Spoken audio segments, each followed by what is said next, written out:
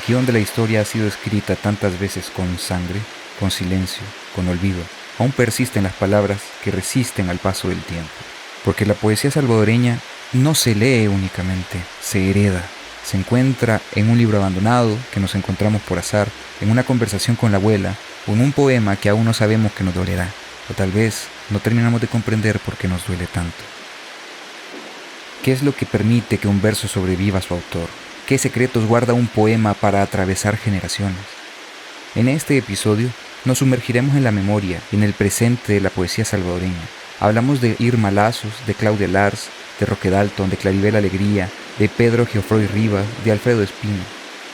Exploramos también las heridas vivas de la diáspora, el eco de los Salvi Poets, la dificultad de encajar en generaciones estéticas y el desencanto que a veces nace en las aulas. Y aún así, la poesía insiste, persiste, porque un poema no muere cuando se escribe, muere cuando deja de leerse. Y aquí habría que decir que El Salvador es tremendo verso.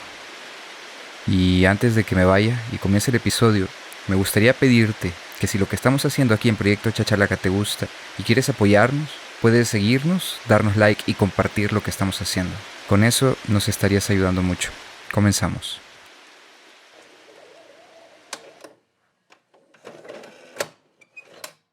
Susana, qué dura es usted para el tema de la literatura, increíble definitivamente. ¿Eso por qué? Porque no suelto mucho. Pero realmente qué interesante la forma en la que usted maneja el tema de la literatura y se expresa sobre estos poetas, sobre estos escritores, como que si los conociera, como que si usted hubiera tomado un café con ellos. Eso me pareció increíble. ¿Qué le parece estar aquí en Proyecto Chachalaca? Sí, me encanta, sí. Creo que todos tenemos como nuestras ideas posibles, ¿verdad? Y algún día decía, yo un día voy a hacer un podcast, ¿verdad? Porque se llame, como dice mi vecina, frase genial, magistral, hablemos revuelto. Hablemos revuelto.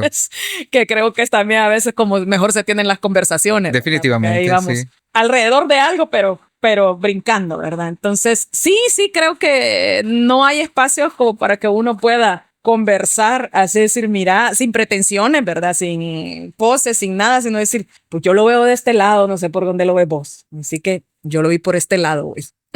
Ok. Mos, ¿qué te pareció estar de nuevo por aquí? Nada, yo siempre contento de volver. Siempre me siento en casa y especialmente hoy, pues quería compartir con Susana este capítulo. Sentí desde el primer momento que vi por dónde iba a ir el episodio, que era la persona ideal para poder discutir esto, porque precisamente hemos tenido pláticas larguísimas, donde hemos tenido suerte de irnos de viaje de vez en cuando, hemos coincidido en alguna feria o algo, y tenemos pláticas así. Entonces, poder hacerle llegar a todos los que nos escuchen esta información, este caos, estas preguntas.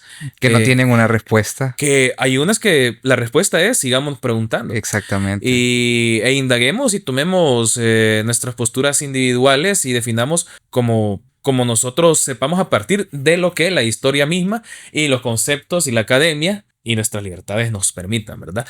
Así que nada, yo contento. Estoy hablando de libros y es lo que más amo. Ok, vamos a comenzar este episodio. La verdad es que ha sido un viaje muy interesante, brincando de aquí por allá, pero realmente hay mucho aprendizaje y sobre todo es que la literatura continúa siendo vigente a pesar de 700, 500, 300 años, porque es el reflejo de la sociedad, es el reflejo del escritor, de la vivencia, y también nos damos cuenta que es el reflejo de lo que nosotros vivimos muchas veces. Así que comenzamos. Una canción de amor. Pedro Geoffroy Rivas, Yulcuicat. Perfúmate con agua de nocturnas campánulas, oh corazón del cielo. Con greda nueva adórnate, con semillas de achiote. Cíñete la cintura con el refajo verde. Ponte el huipil bordado de ardientes girasoles, que te alumbre los ojos la flor del jiquilite. Baja a la playa entonces, búscame en el estero, cuando la luna prenda su lámpara en los cocos y el mar esté sonando todas sus caracoles. Un lecho de algas húmedas olorosas a yodo ha tejido mi amor para tu cuerpo de venada inocente.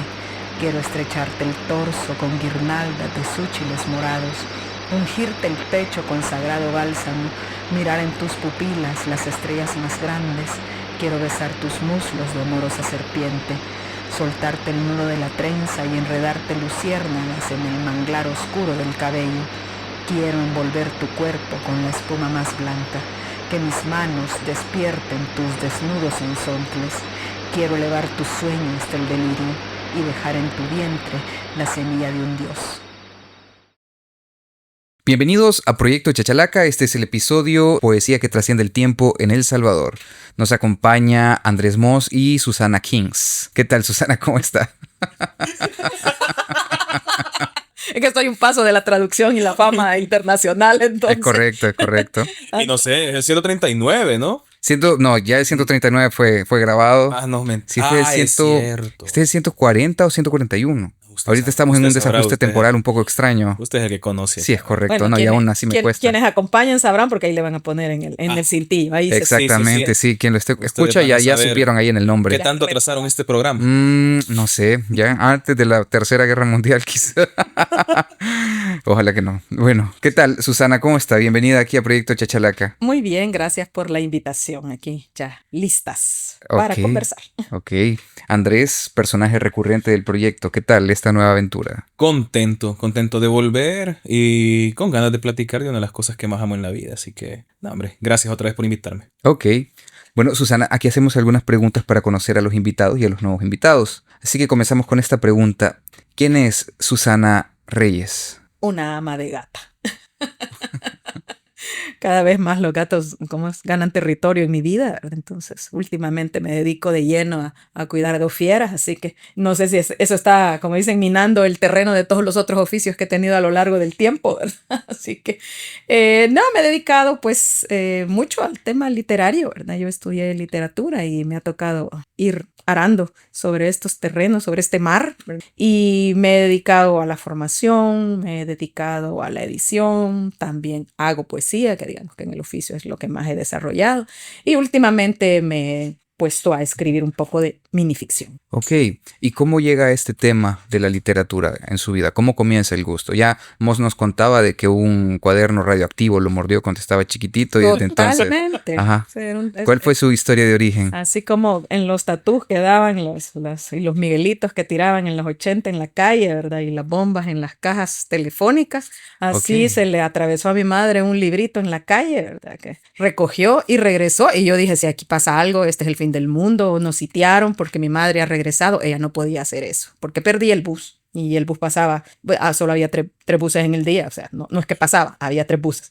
Entonces se regresa, oigo yo la puerta, ella tenía una manera muy particular de tocar la puerta. Yo digo, ¿qué pasó con mi mamá? Y abro, le digo, mamá, ¿qué pasó? Me dice, no, me encontré este libro en la calle, te lo quise traer. Era de la colección Caballito de Mar, Solo Amor, de Pedro Xofra Rivas. Desde ahí, él y yo tenemos una relación sólida, tanto que llegó hasta mi tesis de licenciatura. Ok, qué loco, mira qué interesante. Sí, no, está lindísimo. Definitivamente. Esta no la conocía. Es lo que cuento siempre, hijo mío. usted No, me pero pone tesis no le con prestas mi hijo. atención. No, Moss. pero es que lo que pasa es que entre madre e hijo, pues cada uno permitimos que tenga su espacio, ¿verdad? Ni Él le es mi regañe, yo hijo- tengo quejas. Yo Él tengo es mi quejas, hijo sí. poetativo, ¿verdad? Entonces Poetativo, tenemos sí, un sí. serio problema. Sí, no me pasa la pensión, yo ya le dije, ¿verdad? Pero bueno. Es descuidado el muchacho, sí, ¿verdad? sí. Sí. Entonces nunca me oye cuando estoy contando la misma historia en casa.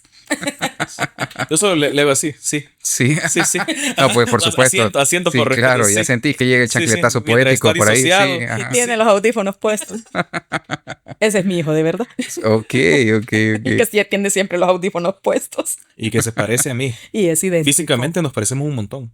Qué loco. Sí, no, está bien loco. Por eso tenemos esa broma recurrente entre Susana y yo. Y realmente por eso fue como, sería bien chivo. Aparte de que siempre que platicamos de literatura la pasamos súper bien. Tener ese performance. Ajá, tenemos ese performance permanente de que Ya nos han dicho que deberíamos hacer stand-up porque agarramos y de ahí ve el hilo, ¿no? Sí, sí. sin duda. Dúo dinámico de la poesía. Algo así. Muy bien, vamos a ver. Y Susana, ¿cuál es su relación actual con el tema de la literatura? ¿Cómo se vincula actualmente con el tema de la literatura? Desde la edición, sobre todo, el trabajo editorial que comencé, digamos, formalmente cuando entré al equipo de Índole Editores, que mi trabajo estaba más relacionado con el tema de la corrección, algunas cuestiones más, digamos, de otra carpintería, ¿verdad? El editor en Índole, la cabeza editorial de Índole siempre ha sido Carlos Clará, ¿verdad? Pero en la medida que me fui enterando un poco más, pensando cosas, ¿verdad? Yo sugerí una colección que desde ahí creo que se ha desprendido también otro accionar mío en cuanto al tema de formación en la escritura creativa y todo eso, fue la colección de los de la casa, cuando Rafa Rafael Mengíbar Ochoa ya pues nos deja, ¿no? Entonces digo yo, bueno, esta gente que terminó una unidad, ya sea de poesía o de cuento, ¿verdad? Hay que darles cauce, porque además Rafa trabajó mucho eso de hacerle entender al escritor que primero el editor no es el enemigo, ¿verdad? Y segundo, que todo el trabajo editorial es un trabajo de acompañamiento para el escritor. El trabajo editorial es hermoso, bueno, Moss también lo hace, ¿verdad? Pero el trabajo editorial no sería nada sin quien entrega un manuscrito, ¿verdad? Entonces, eso es una suma. Y por ser una suma, la idea es que siempre sea más al final, ¿verdad? Entonces me fui metiendo en eso y ahí me he ido quedando. Yo luego renuncié, trabajé muchísimo tiempo, desde mis 17 años, en cuestiones administrativas, nada que ver, ahí me encontró la poesía, ahí me casé con ella, ¿verdad? Y fui creciendo en otras cosas alrededor hasta que un día dije yo, esto pesa más para mí, me quedo acá, ¿verdad? Y pues me he jugado la vida trabajando a lo freelance, como sonaría elegante, ¿verdad? En trabajo todo alrededor de la literatura, ¿verdad? Ya sea dando talleres de formación, acompañando editorialmente, ¿verdad? Porque tal vez mi trabajo editorial está más cerca de pulir un manuscrito, por ejemplo. Ok, Me gusta ok. mucho eso. Toda una militante de la literatura. Algo Excelente. Muy bien. Para comenzar este episodio me gustaría pedirle a cada uno de ustedes si pudieran compartir, si existe algún verso o poema de aquí de la región centroamericana en El Salvador que se haya quedado grabado en la memoria de cada uno de ustedes. Pues un montón. Pero uno, Pues Mos, un uno. montón. Ah, sí, ya te vi con el montón de... No, sí, es que... Obras completas, el muchacho trajo ahí. No, es que es bien difícil. Pero, mira, Sí, en ok. pro de la mesura va a ser uno Ujú. breve. Ok. Y uno que, en una época adolescente me marcó un montón. Ya Y no sos adolescente, Mos. Oh, ya soy un señor de 30 años. No seas Un mentira. Ya sé, adolescente de 30 años. Un Un adolescente. señor de 30 años. Y bueno, está este cortito de quejadurías Ok. que se llama Confesión. Dice: Hoy, al verme en el espejo, tuve miedo. Vi a mi padre y al padre de mi padre. Alfonso Quejadurías. Duro. Sí, ¿no? Duro. Es duro. De los más concisos de Quijada. Y, en el momento que me llegó, sí. Ok. Entonces sí, haciendo lo del ejercicio de pensar en estos textos. Ese sería un agotador. Hay un montón más, pero Pero con ese ese. por el momento. Muy bien, muy bien. De Susan Keynes. ¿Qué me dice usted? ¿Qué tiene? Lo mismo, como dicen, siempre hay un montón de poemas que uno revisita, podría decirse, ¿verdad? Sobre todo cuando uno es poeta, ¿verdad? Entonces, esto es también parte del trabajo, pero siempre hay poemas que te sobrepasan. Y en el caso de lo que les contaba del libro, ¿verdad? Yo tengo un poema que me gusta mucho de ese libro, pero conociendo, eso se lo voy a leer cuando me pregunten por otro poema, pero ahora quiero comentarles que sí hay un soneto hermosísimo de Irma Lanzas, perdido por ahí, digamos, en la historiografía literaria, ¿verdad? Sí. Esos anaqueles perdidos, que muchos de los libros, sobre todo de mujeres, han quedado, ¿verdad? Es un soneto precioso que se llama Ritmo. Hay un ritmo inicial en cada cosa, universal, eterno y legendario. Ritmo en el infinito planetario, en la sangre, en el vino y en la rosa. Ritmo en el corazón y en la campana, en el velamen blanco y marinero, en la garganta azul del clarinero y en la lluvia que azota la ventana. Ritmo en el caracol y en la montaña, en la respiración de la azucena y en las intimidades de la caña, y hasta en las rigideces de lo inerte hay un cósmico ritmo que encadena los compases del frío y de la muerte. Eso es la perfección. No, qué hermoso. Eso es la perfección, Durísimo. ¿sí o no? Está tremendo. Irma Lanzas. Irma Lanzas. Irma Lanzas. Mujer Muy nacida bien. en el 35. ¿Verdad? También toda una revolución, digamos, la existencia de estos poetas de esta generación, que es el inicio de esa generación comprometida, ¿verdad? Y que ella, pues hasta el final de sus días escribió, aunque al final ella tomó más un rumbo más místico, digamos, más personal, más hacia la fe que ella profesaba, ¿verdad? Pero la factura literaria de Irma Lanzas, de una altura, que para qué les explico si ya la escuchan. Ok. Tremendo. Muy bien, así se comienza un podcast de poesía, miramos, durísimo. Completamente dos Ya vaya aprendiendo, textos. hijo mío. Algún día grabaremos uno. Muy bien, entonces comenzamos esta primera parte. Vamos a tratar de describir qué es lo que queremos, digamos, que expresar con el tema de trascendencia. No es tanto el movimiento, sino que es esto de que trasciende más allá de la frontera, que alcanza a nuevas generaciones y también generaciones, sí, fuera del país. Sabemos que en El Salvador ha habido muchas voces que han salido al mundo y que han sido conocidas a lo largo de la historia. ¿Cómo se manifiesta la vitalidad de la poesía en el tejido cultural salvadoreño actual? No sé, lo que pasa es que tenemos una tradición bastante amplia. Tenemos una tradición bastante amplia de autores. Y creo que cada persona según cada lector según sus intereses, según su momento vital también, va a llegar a encontrarse con esas voces, ¿no? Al menos para círculos cercanos míos, siempre me encuentro con un tipo de mix de gusto, de cosas que les están pegando ahorita, ¿no? Algunos están leyendo mucho, sí, Generación Comprometida, otros más están interesados por toda la línea del surrealismo de los autores salvadoreños, ¿no? O sea, partiendo, sí, mucho de parte de la obra de Roque Dalton, parte de la obra de Roque Dalton que tocó el surrealismo, yéndose, sí, por quijadurías, ya yendo también por gente como André Cruchaga, Alfonso Fajardo, ¿no? O sea, tengo gente ahí que está leyendo el surrealismo y no sé, o sea, siento que Al final como que sí, el joven, la persona que lee, al final tiene que resonar con eso, ¿no? Sí, yo creo que tenemos un lector para cada día, o sea, para cada época, ciertos momentos en los que yo digo, hoy no quiero sentirme mal y ando ganas de leer, por ejemplo, un poema como el de Lanza, ¿verdad? Ajá, y quiero simplemente disfrutar la musicalidad, ¿no? Claro. O a lo mejor ni siquiera estoy enamorado, pero quiero sentir lo que sentía Ítalo con sus poemas. Quiero sentirme enculado ahorita. Sí. Entonces, no sé cómo te respondería de manera como muy concreta a eso. Algo que es tan personal. Sí. Muy bien. Sí, entonces yo creo que cada país tiene eso, ¿no? Cada región tiene eso. Tendrá sus autores para su momento específico. Ok. Susana, a ti me gustaría preguntarte sobre qué debemos de buscar o cuáles son los elementos que podrían determinar que una obra literaria sea considerada como trascendental. También es una pregunta muy profunda, diríamos, en cuanto a posibilidades. Es que aquí en este podcast puras preguntitas así profundas. No, es que está bien amplio. Es que aquí hay que haber estudiado.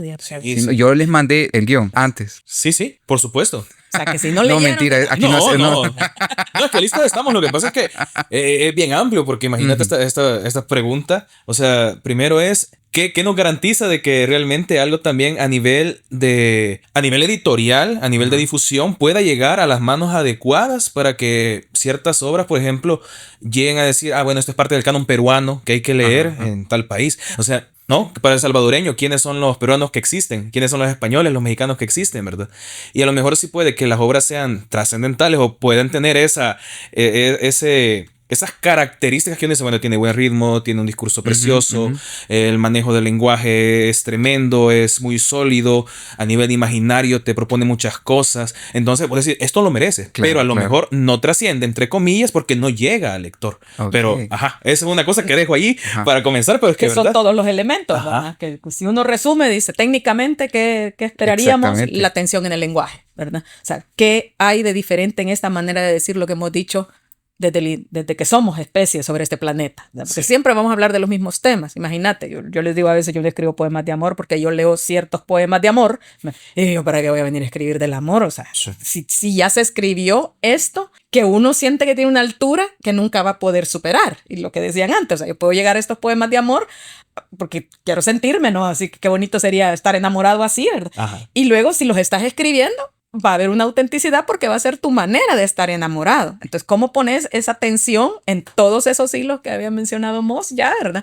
Para decir, este poema de amor es tan válido como aquel poema de amor que se hizo hace 700 años, por ejemplo, y lo podemos colocar allí, en esa estantería, en esa antología, dirías vos, de los poemas de amor. Claro, hay otro montón de cosas que pasan, ¿verdad? Porque un poeta o una voz poética se pone de moda, ¿verdad? Que los fenómenos editoriales, ¿verdad? Que también intervienen. ¿Qué pasa con los cánones que se ven de instituciones, ¿verdad? Ya sea instituciones educativas, instituciones culturales, ¿verdad? ¿Qué pasa? Hay lugares en las que por alguna razón hay poetas que vos los ves que están, como dicen, como el perejil en todas las sopas, ¿verdad? Van a todos los festivales, pero es porque hay como otras cadenas. Uno no está diciendo con esto, estos son buenos, estos son malos, estos son los que siempre salen en la foto, pero sucede. Entonces, Y uno dice, peruano, sí, claro, yo conozco a fulana, a fulano, a mengano, porque son los que siempre están como en la escena. Y a veces hay otros que no necesariamente están en la escena y que pueden tener poemas más trascendentales, diríamos, que estos otros. Ahora, en lo que también respondía antes Moss, ese canon que vas armando. Ahí tengo una pregunta, porque está el canon personal, ¿verdad? Del canon que cada quien va armando en función de lo que va leyendo y alcanza. Pero también está este canon literario por regiones, ¿verdad? Aquí en El Salvador. Y también está este canon literario que a uno lo hacen estudiar. Y aquí, pues mira, voy a utilizar una frase y es que la historia la escribe el vencedor, ¿ya? Entonces, ¿qué determina que puede existir que un escritor llegue a trascender por el favor político, por el favor de las editoriales, aunque no sea tan bueno como otros? Claro que sí. ¿Hay algún caso que usted conozca? Pues Octavio Paz, aunque es grande, aunque pero Octavio es Paz tremendo, tiene, exacto. Pero tenés a otros poetas mexicanos tan altos como Octavio Paz, Sí. ¿verdad? Que no es que con esto no quiero decir que lo que tenga Paz no lo merece, ¿verdad? Exacto. Pero Octavio Tuvo Paz ese favor. pudo poderse colocar, diría Pablo Neruda, pudo poderse colocar en esos momentos, ¿verdad? De tal forma que su voz trascendió su espacio y su tiempo por otras razones que estaban alrededor de lo poético, ¿verdad? Que uno no quiere decir, claro, porque el que no sabe escribir poesía, pero es que ni que lo ponga. Por más que le des foco, ¿verdad? Exacto. Por más que le des un altavoz, eso va a sonar mal. Exactamente. Eso va a sonar mal. Ok. Y está más triste porque entre más lo oyen, más van a juzgarlo. Correcto, exacto. Sí, mira qué duro, porque así cada vez que alguien me dice, mira, yo escucho tu podcast o lo escuché, a mí me da pena, me siento bien juzgado. Bueno, ahora que hablan de esto, del canon personal, Moss, 3 libros que para vos sean de tu canon personal. Uy, pero de El Salvador, de Centroamérica. Sí, de El Salvador. Bueno, va. Dios. ¿De qué está? Solo poesía o... No, cualquier, o sea, literatura en general. Colección Cipotes. Señor bendito. Viejo. Fíjate que a mí me propusieron una práctica así, los compañeros del borracho abstemio, donde nos pidieron 10 libros, ¿verdad? 10 libros que nos gustaran un montón, ¿verdad? Y todo. Y ahí di algunos nombres. Quizá voy a recurrir a algunos de esos, porque sí No sé por qué cuando dice, o sea, acabamos de salir de esta temporada de Roque Dalton y decís, di algunos nombres, no sé, porque siento que tiene una connotación algo negativa. No, o sea, son nombres que... Quemaste a tus amigos, ¿verdad? Salió buenísimo. Mira, Taberna y otros lugares de Roque Dalton me parece fundamental. Es mi libro favorito de Roque. Mi libro favorito de Roque. Por todo. Creo que todo está en su lugar. La estructura me pareció asombrosa cuando lo leí por primera vez. Entonces, era un morrito que estaba ahí descubriendo la poesía y ya te encontrás con eso. Y El País 2 dentro es como, no, tremendo. Te diría... Es que está bien difícil. Bueno, mientras pensás, ¿ya diste uno? Es que lo que pasa es que sí, vamos vayamos pimponeando con porque Susan Kings. me conflictó un montón.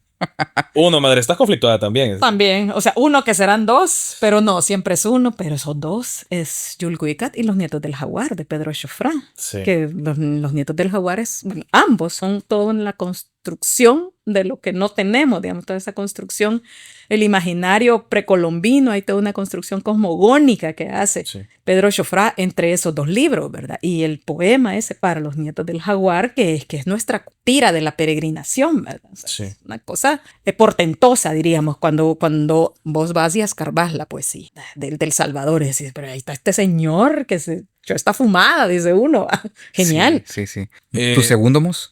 Vamos a seguir con Pedrito, fíjate. Vida, Pasión y Muerte del Antihombre. También me maravilló cuando lo leí. Realmente creo que allí encontré uno de los primeros grandes golpes de honestidad. O sea, vi realmente a esa persona hiperhonesta y desnuda en ese libro, ¿no? O sea, alguien reconociendo de dónde viene, su privilegio y diciendo quiero caminar de este lado. Entonces sí, Vida, Pasión y Muerte del Antihombre. Además, ese fue un parteaguas. Sí. Para estéticamente una cosa también heavy. Además, Pedro Chofrán Rivas en realidad es el primer vanguardista de Centroamérica. El asunto es que por alguna razón el viejito toma para atrás, como dicen, y vuelve a lo clásico, el soneto, a la silva libre, a toda esta, bueno, la silva libre que es esa frontera, ¿verdad? Pero vuelve a todas estas cosas clásicas. Y entonces ahí ganan terreno los nicaragüenses, ¿verdad? Es otros inmensos vanguardistas, pero antes Pedro Chofrán. Ok. Y Vida, Pasión y Muerte del Antihombre es un libro así, parteaguas. Sí. Susan Kings, su segundo libro. Creo que mi segundo libro es Cuentos de Cipotes, por esa tensión en el lenguaje. Me parece una cosa, juego, todo, todo. Ok, Me voy a ir con Oyarkandal. ok. Oyarkandal. Porque también me abrió los ojos. Me abrió los ojos cuando se decía que... Se decía, te digo, por el panorama escolar, ¿verdad? Que Salarro era netamente costumbrista. Y ahí descubrí otra cosa. Entonces, en Oyarkandal me di cuenta de todo ese amplio mundo esotérico, de una manera de narrar que no conocía, pues, y dije, bueno, esto se hizo en El Salvador. Entonces sí, Oyarkandal. Pero, claro, bajo este pecado de cuánto nos estamos dejando lejos, ¿no?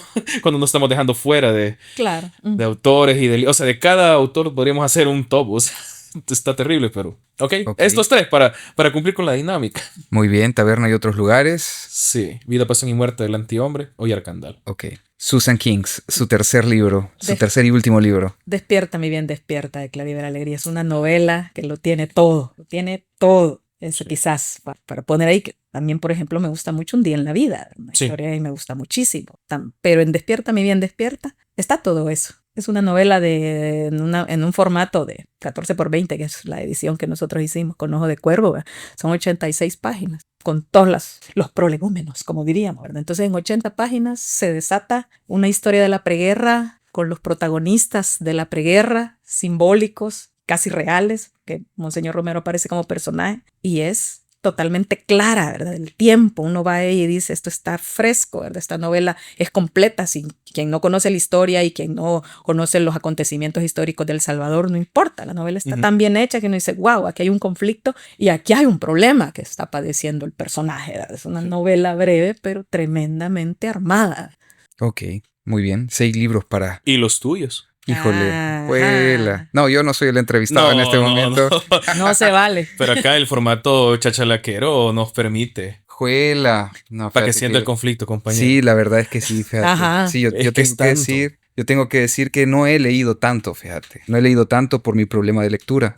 Pero vamos a ver, tal vez algo que sí disfruté mucho en esto de estudiar para lo de Roque Dalton, ¿verdad? Taberna y otros lugares me gustó. Pero de Roque Dalton yo diría que es este de Poemas Clandestinos. Monografía lo tengo ahí, no lo he logrado terminar, pero ahí está. También me gustó... Híjole, espérate. ¡Ah! Ves que se me olvidan las cosas así de fácil. Trenes me pareció muy interesante también. Y vamos a ver...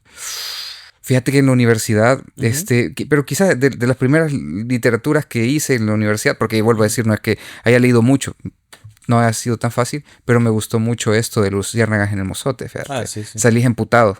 Sí, claro. Salí bien emputado. Totalmente. Sí, entonces quizás, pero espérate, yo creo que estoy dejando uno de lado. Ya cumpliste con 3, esa es la dificultad. Sí, correcto. Descanse. Quedarse con eso, sí, definitivamente. Ahora, siempre hay una pregunta que tal vez los niños se hacen cuando empiezan a leer esta literatura, porque las he escuchado, y es ¿por qué vamos a leer algo tan viejo? ¿Por qué es importante preservar estos libros o estas historias, estos poemas, digamos que dentro de un canon literario, por ejemplo, en un país? ¿Por qué? Que comience mi madre. Te formula identidad, ¿verdad? De alguna forma te traza una línea posible de identidad, te da pertenencia, entender de dónde viene, cuál es el germen, incluye...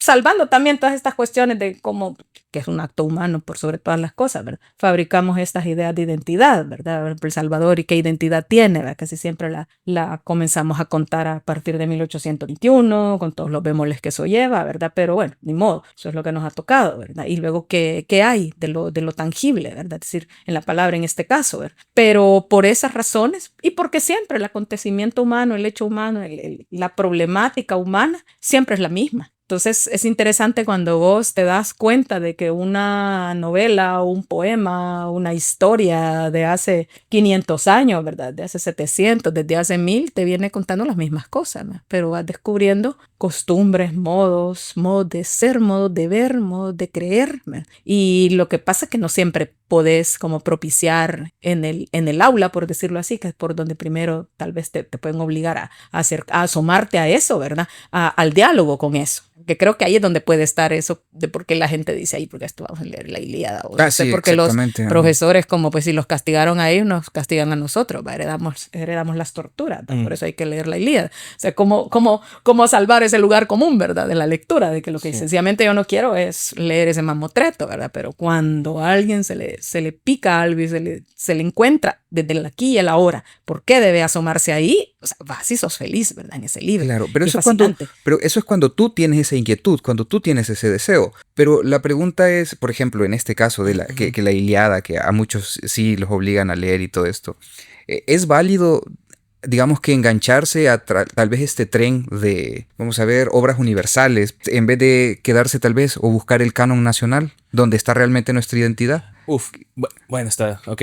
Aquí hay una cosa que es importante ver, que es el caos que puede llevar a nivel educativo generar una estructura así y que no se siente como que estamos dejando de lado la base, ¿verdad? La gran tradición, pero... ¿Qué generación sería de niños de 6º grado leyendo Taberna y otros lugares? Ajá. ¿Cómo llegarían a la universidad? No, desencantados de la vida, así. Sí, no sé. Por favor, continúa.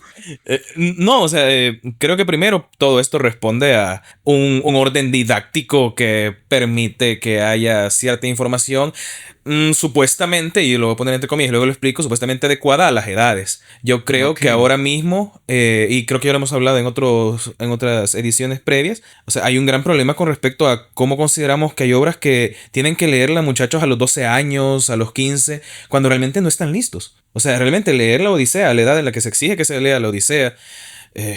Yo sé que va a haber gente que se puede molestar por el comentario, o leer al Quijote tal cual en esa época. Hay gente que no está preparada para eso. ¿Por qué? Porque realmente no se ha creado una cultura temprana lectora para decir, estoy listo para venir a enfrentarme con el Quijote, porque el Quijote no es una cosa que venga uno y se lo disfruta si es un niño que no tiene el verdadero gran interés por saber qué está pasando, ¿verdad? Y eso hablando de una de las obras que más quiero, o sea, una de las obras más importantes en mi vida de lector, ¿verdad?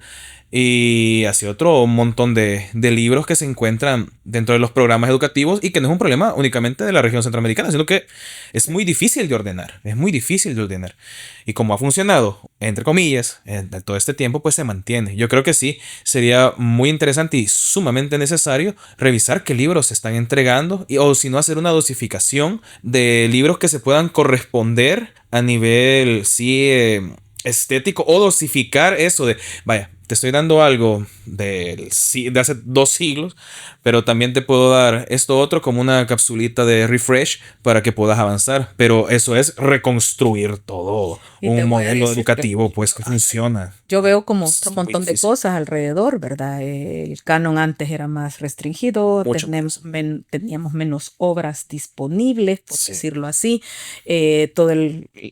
Lo que ha crecido, la posibilidad de imprimir libros que te pone tanto a disposición, ¿verdad? Pero luego también no solo es el libro, son los otros formatos, lo audiovisual. Porque imagínate lo del cine, ¿verdad? Que lo mismo podrías decir, ¿verdad? Si esto fuera cine, los niños en la escuela tendrían que ver cine. Alguien diría, claro, porque sí, ¿verdad? Pero de pronto te dirían, pues no, porque ¿cómo va a haber un niño? ¿Qué va a ver?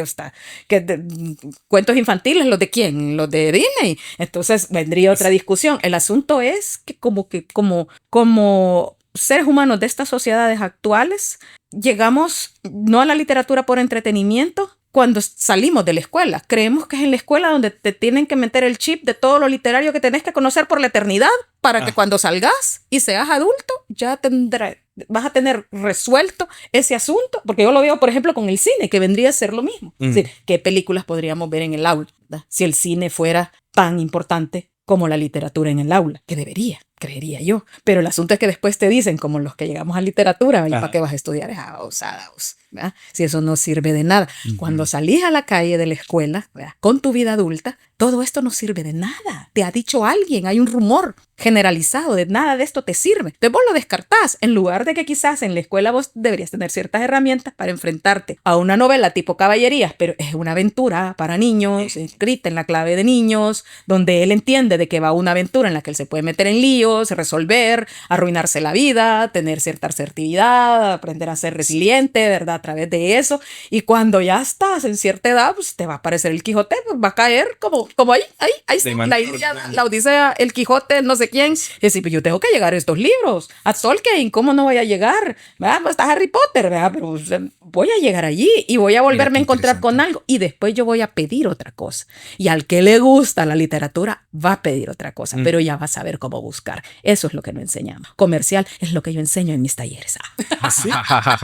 Pero mira qué interesante, es como que si lo que trataran de instalar es un desencanto con la literatura, Claro. para que no Sí. te trates de enfocarte en eso, porque yo recuerdo mi etapa de estudiante de educación básica y uno tenía claro que lo realmente importante era matemáticas y ciencia, era lo único. Ujú. De ahí sociales. A mí me gustaba sociales, pero para muchos era, ¿y para qué vas a estudiar sociales? Sí, sí. Y luego el lenguaje Ajá. era que no sacaras malas notas, sencillamente, porque si no era una sensación de que ni hablar podés. Como me Ujú. decía mi mamá, vos ni brincar podés cuando veía que me sacaba 7 en educación física.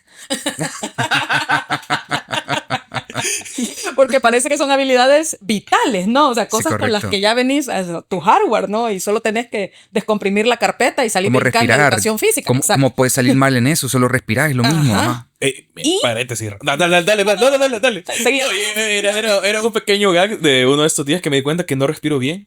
Una, Sí. una amiga me enseñó que... Respiras y claro. soplas así, No, que silbidito es- por la nariz, ¿o qué? No, que hay que respirar. Diafragma. Ajá, el diafragma y eso. Lo vital. Me decía que era como que respiraba por los hombros. Pulmones, Ajá. claro. Ajá. Dejas arriba de la caja torácica el aire y no lo bajas a la Sí. caja torácica. Eso te hace daño. A la hora de agarrar se supone que debería inflarse tu estómago y a la hora de sacar deberías... y eso no lo hacemos. Vos Eso te tampoco- lo deberían enseñar en Empezar a educación respirar. física. no Mira, respiramos ¿cómo bien, me hermano. cambió la voz? Acabo de respirar 2 veces bien. Sí. Correctamente. Como Y- No Increíble. respiramos bien, hermano. Así que no te cuento tantas veces. Del diablo, hermano, del diablo, pero terrible. Entonces, bueno, volviendo a este tema del desencanto, porque sí creo que sucede de que nosotros pasamos por educación básica y llega un desencanto con respecto a la literatura, porque tal vez no logramos conectar con las obras que a veces nos ponen a leer. Yo creo que, por ejemplo, está El Principito. Vienen y te ponen a leer El Principito, que de alguna u otra manera es una lectura sencilla, Sí, sí. a muchos les gustó. Pero más adelante empiezan, por ejemplo, con libros un poco más pesados y que tal vez no de mucho interés para los... Y que El Principito no es un libro para niños. Ajá, exactamente. Es un libro A pesar durísimo. del diminutivo. Es un libro. Bueno, Ujú. si es el existencialista que lo escribe. Claro, casi pero es también, que o sea, cuando tal vez eso un ahí. niño lo lee, no lo encuentra de esa manera, sino que solo ve un niño atravesando Claro, vas a diferentes... tener mil Que lecturas en tu son edad. los niños que leyeron el Quijote y lo que encontraban era la gran pelazón de ese doñito sobre un caballo. Y esa La mansión magia. de diablo. Sí, eso. La magia, ¿verdad? Pero de pronto, pero creo que al final de cuentas es la verdadera pregunta filosófica sería, pues, ¿para qué leemos? Ujú. ¿Mm? ¿Para qué leemos los que no nos dedicamos a esto y los que no nos apasiona la idea de leer como parte sustancial de nuestra existencia? ¿Verdad? Entonces, dice, ¿para qué leo? Si yo me agarro un libraco de esos gigantesco, ¿verdad? Que va a la cola del banco, ¿verdad? Y el que está detrás te dice, está leyendo la Biblia. Porque es un libro de 1200 páginas, es Los Pilares de la Tierra de Ken Follett, por ejemplo. ¿va? Y dice, ok, ¿cómo respondes eso? Ajá. ¿Cómo respondes eso? Ok.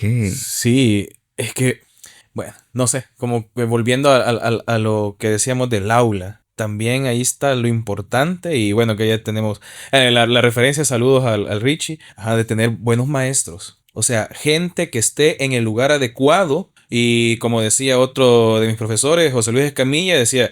El que vaya a dar clases y no ame dar clases debería estar preso porque es un criminal. Y realmente, claro, puede sonar a broma y todo, pero es que no, es un acto realmente criminal.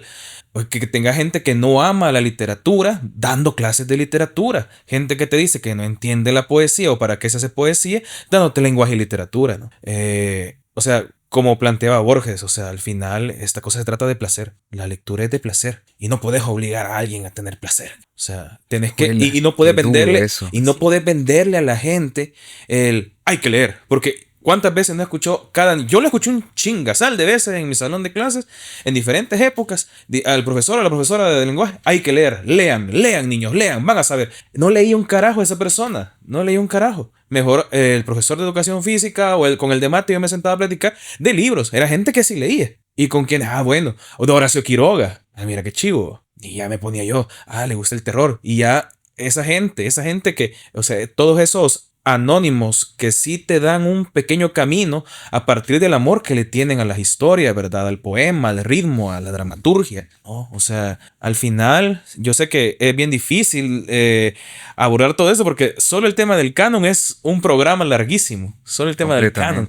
Pero si vamos a, ¿de qué manera poder llegar? Es desde eso, desde ese gusto. A lo mejor vos puedes ser un maestro que, bueno, aquí está lo que tengo que seguir yo del programa. Pero muchachos, fíjense que entre esto, pues, le voy a compartir que, le gusta el terror, que no sé qué, bueno, tengo esto, esto y esto y esto. Y ya vas viendo de qué manera le vas metiendo eso como de, aquí está la clase, esto es lo obligatorio, lo que tenemos que cumplir. Sí. Y esto es por aparte. Quien quiera leer lo que lo lea. Estrategias. Puntillos extra ahí para que podamos discutir en clase. Sí, fíjate. Sí, la verdad es que, fíjate que cuando todos creo que tenemos que leer el mismo libro y todos tenemos que retroalimentar a todos del mismo libro, entonces como que muchos pierden el interés de tal vez esa lectura que pudiera ser algo más íntimo, más personal. Sí. Porque de pronto, no sé si les ha pasado que cuando ustedes ven que algo le gusta a ustedes y a los demás los obligan a que lo lean, entonces como que de pronto sienten una cierta repulsión a ese hecho de que todos lo manoseen y lo maltraten de la misma manera. Les voy a hacer una confesión de colegial hablando de esas cosas, pero la cabra tira pa'l monte, ¿verdad? Yo recuerdo, a mí me gustaba leer, me fascinaban los libros, el libro como objeto me ha fascinado siempre, pero justo ya en el bachillerato, ¿verdad? Pues tocó una profesora, qué tremendo aquello, entonces vamos a leer, y ya venían las novelas, ¿verdad? Cuando te dicen, vas a leer La Vorágine, vas a leer Doña Bárbara, y nosotros así, hijo, ¿cómo huimos de acá? Me acuerdo que a mí se me ocurre la brillante idea y fue un hit, ¿verdad? Yo huyendo de leerme los leí, después los tuve que volver a leer, por supuesto. Yo fascinada. Pero se me ocurre la brillante idea, mire, ¿y si los representamos? Triple trabajo, porque sí teníamos una, y todo era en grupo. La que no quería leer no leía, solo éramos niñas. No sé si niñas, pero bueno, mujeres. La que no quería leer no leía, la que le encantaba leer se encargaba de no sé qué, y yo me encargaba de toda la parafernalia teatral, ¿verdad? Que ya me gustaba, ¿verdad? Ya lo hacía. Entonces nos íbamos a leer unas enciclopedias de resúmenes de las grandes obras. Pero ¿verdad? Te dan ya la base, ¿verdad? Y desde ahí volvíamos a armar las cosas. O sea, al final el camino era más largo, ¿verdad? Sí, nosotros encontramos cómo divertirnos. Ajá. Entonces, claro, sucede que como a mí me gustaba todo eso, y sumado que después resultaba que sí me gustaba leer, ¿verdad?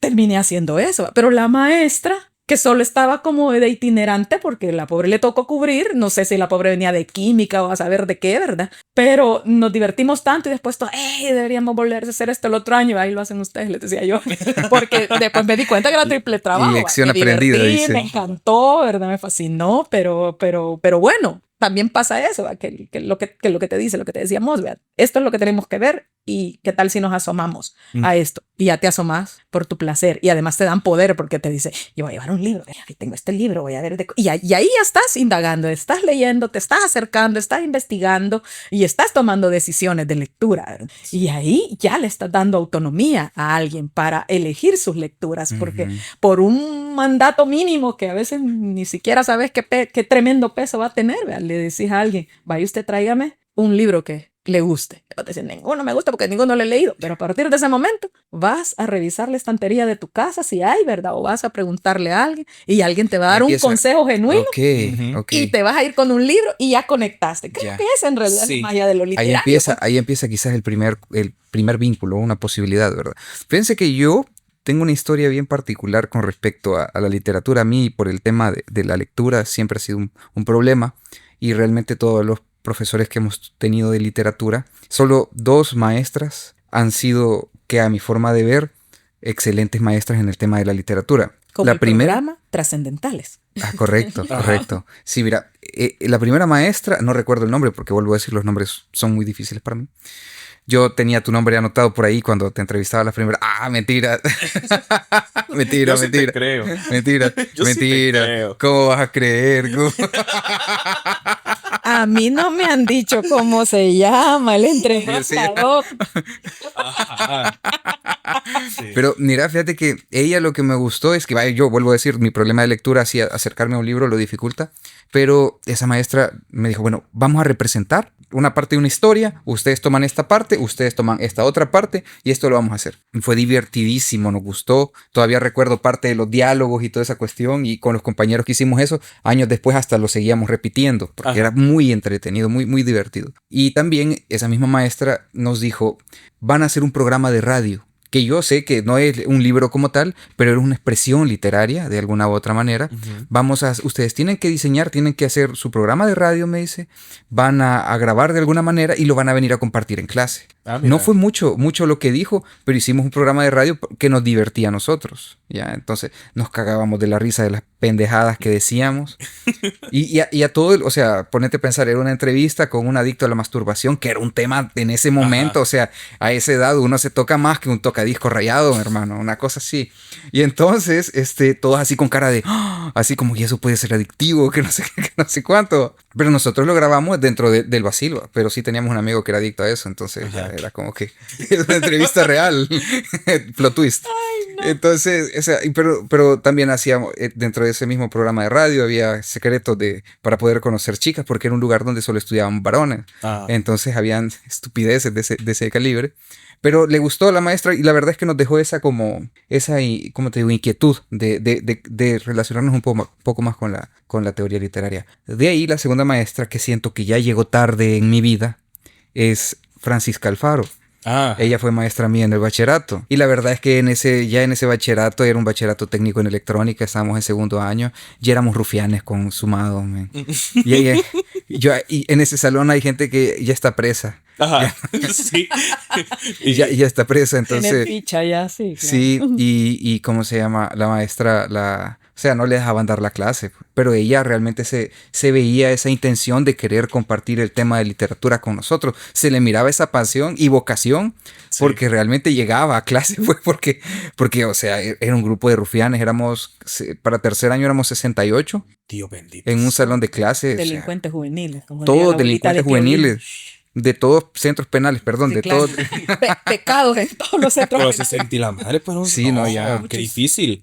No, sí, era salvajismo puro. Difícil. Fíjate que para tercer año, ahí donde yo estudiaba, que ya algunos ya saben dónde es, en salón de clases se ponían a jugar esto de las bolas de fuego, Jesús, sí, o sea, eran bolitas de fuego, así, ¿cómo se llama? Y las aventaban de un lado del otro del salón. Sí, bien folclórico se ponía. Brother, no tenés idea. Juegos patronales, fiestas patronales. Juegos fiesta patronal. Mira, ahí que tenías que tener aura como profesor para poder dar clase en ese salón. Yo me acuerdo que el maestro ya no era de literatura, ella era de sistemas de control, creo. Entonces, no podía controlarlos.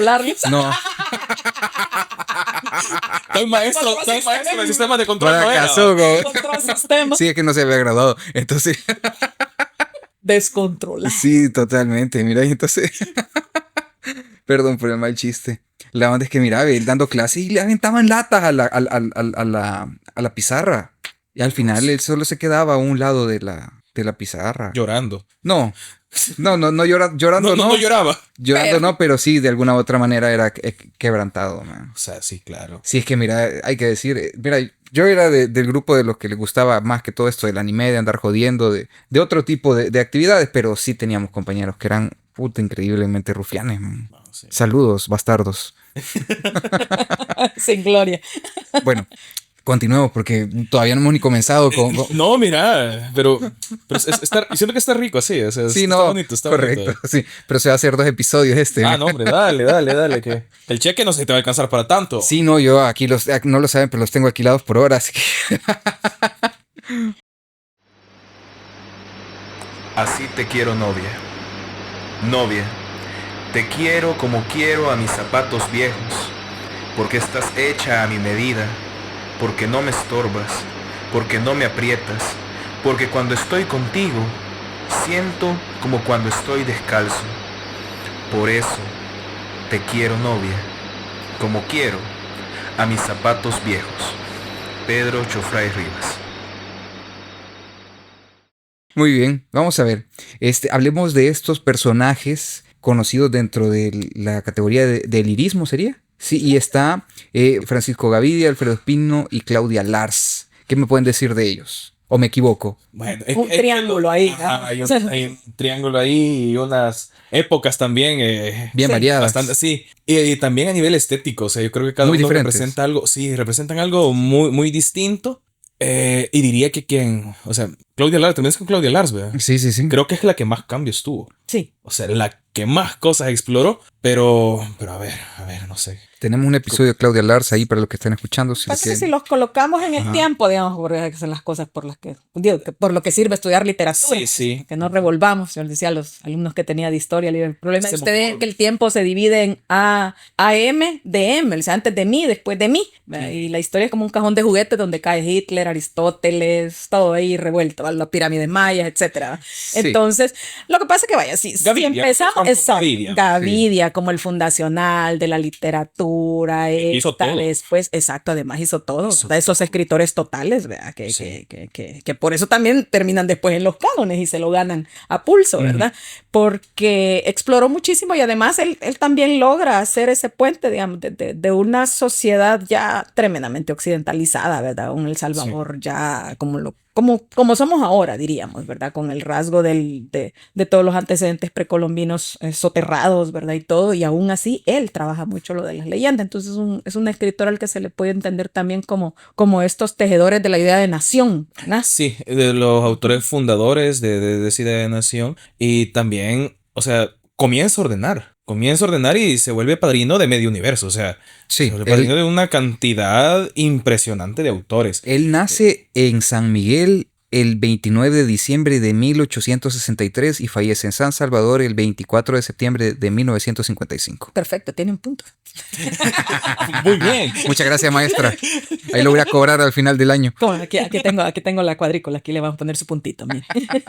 No, y de ahí te das cuenta que, bueno, yo porque soy fanático tremendo de las obras de teatro suyas, además de su poesía, pero que también era un académico brutal. Y un explorador, que es todo ese vínculo con Darío y toda esa leyenda, ¿verdad? De que por qué Gavidia no trasciende como trasciende Darío, vendría a responder también tu otra pregunta donde mencionamos a Octavio Paz y a Neruda, ¿verdad? Porque uno dice, estos serán, podríamos decir, del mismo calibre. Sí, Pero sí, por sí. alguna razón Gavidia se queda en su casa y Darío se sale de su casa. Sí, sí, sí, correcto. Algo así. En Francia me parece que estuvo... Estuvo en un montón ¿Dónde de no lugares. estuvo, eh? Ajá, estuvo en un montón de lugares y esa proyección internacional y la capacidad de relacionarse que tenía Darío, no, o sea, era eso, era tremenda, ¿no? Sí. O sea, donde llegaba muy por diplomático, fuera sí. de ese mito chueco, ¿verdad? De que andaba siempre ebrio y todo lo que la gente quiere llegar a suponer y a pintar de esa manera a Darío. O sea, el tipo, cuando estaba en lo que estaba, pues era eso, tenía una capacidad tremenda primero para maravillarte de los textos, que hacer solo el estudio de un poema de Darío es una cosa, una tarea titánica, que vos decís, o sea, de verso a verso puedo sacar un montón de cosas, ¿no? Y eso obviamente te va a impresionar al ser un canciller de no sé dónde, al ser igual a todos los poetas que lo llegaron a escuchar, ¿verdad? Entonces también tenías una cosa que yo creo que es bastante importante a nivel de esto de la trascendencia, que es esa cultura de la reseña y del ensayo inmediato que había en aquella época. Eso tremendo, pues, porque eso realmente terminó de cimentar la base de esos grandes nombres que ahora estamos replicando y que estamos mencionando en este momento. Pero bueno, Pero bueno, mucho. ese era Gavidia. Con Gavidia. Con Gavidia. Y ahora ajá. tenemos Gavidia. Después tenemos a Alfredo Espino, el 8 poeta nacional. 8 de poeta enero niño, de 1900 al 24 de mayo de 1928.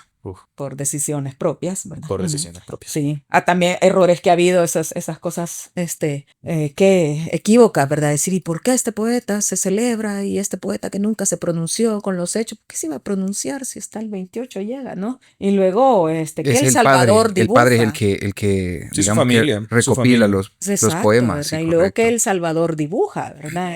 Y es hermoso, porque en realidad sí es, y todavía tenemos buena parte rural, y si alguien se ha subido a un avión y ha tenido que volver en avión a este país, se entera de todo lo rural que sigue siendo El Salvador, ¿verdad? A pesar de lo mal manejado, diríamos, ¿verdad? De toda esa riqueza, ¿no? Que tenemos natural, ¿verdad? Entonces, todos estos poemas, y ahí sí, hablando de, ¿verdad? Esto se los puede enseñar al niño, esto es un poco inocuo, aunque uno lea aquel de los caballos y uno dice, espérese, ese quítelo de la antología. Porque aquí dice algo que estaría para el programa de aquellos jóvenes delincuentes, ¿verdad? Claro. Que fueron, ¿verdad? Entonces, interesante, porque claro, es el poeta explorando, ¿verdad? Es un muy joven poeta, ¿verdad? Que desde muy joven hace una cuestión muy buena, digamos, pero que claro, su vida se trunca y su palabra se detiene. Sí. Sí. Y sin embargo, algo que yo siempre he visto interesante, o bueno, no siempre, sino que hasta que tuve mucha conciencia de Espino, fue porque es que nos vendían precisamente esto, los poemas bonitos, ¿no? Lo lindo de Espino, Lo lírico que lo, decía. lo lírico. Pero dentro de sus poemas hay cosas re duras, re duras. Y traje un ejemplo, no sé si cabe leerlo, Sí, ¿verdad? adelante, Pero La adelante. muchachita pálida. La muchachita pálida me parece brutal. Y compararlo, ponerlo frente al nido, Ascensión, o sea, no, o sea, Es otra un cosa. rancho y un lucero, no, es otra cosa. Bueno, la muchachita pálida. Aquella muchachita pálida que vivía pidiendo una limosna de mesón en mesón, en un umbral la hallaron al despuntar el día, con las manitas yertas y mudo el corazón. Nadie sabe quién era ni de dónde venía, su risa era una mueca de la desilusión, y estalla el sello amargo de la melancolía, perpetuado en dos hondas ojeras de carbón.